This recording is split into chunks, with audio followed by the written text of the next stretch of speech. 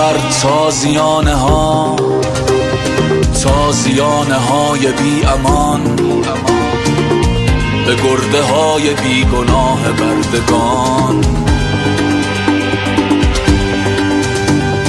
مرگ بر مرگ ناگهانی 100,000 زندگی در یکی دو ثانیه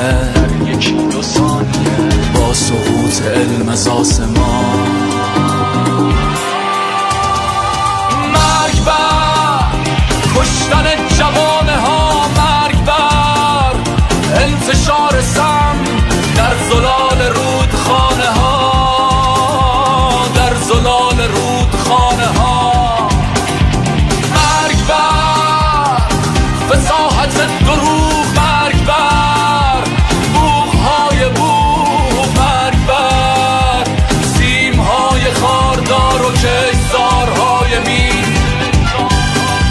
مرگ بر گورهای دست جمعی و بندهای انفرادی زمین.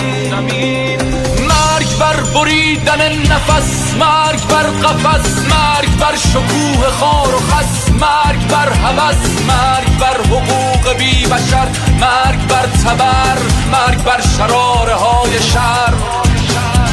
مرگ بر بریدن نفس، مرگ بر قفس، مرگ بر شکوه خار و خس، مرگ بر هوس، مرگ بر حقوق بی بشر، مرگ بر تبر، مرگ بر شراره های شر.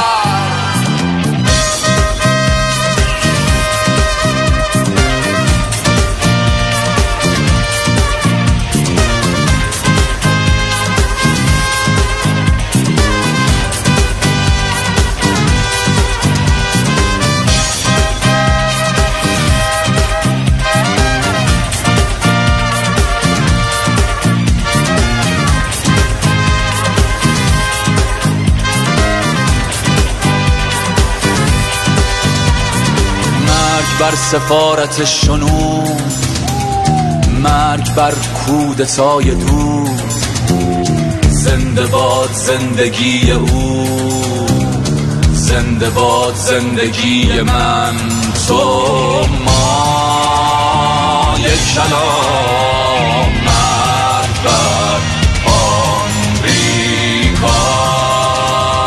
مرگ بر بریدن نفس، مرگ بر قفس، مرگ بر شکوه خار و خس، مرگ بر هوس، مرگ بر حقوق بی بشر، مرگ بر تبر، مرگ بر شراره های شر. مرگ بر بریدن نفس، مرگ بر قفس، مرگ بر شکوه خار و خس، مرگ بر هوس، مرگ بر حقوق بی بشر، مرگ بر تبر، مرگ بر شراره های شر.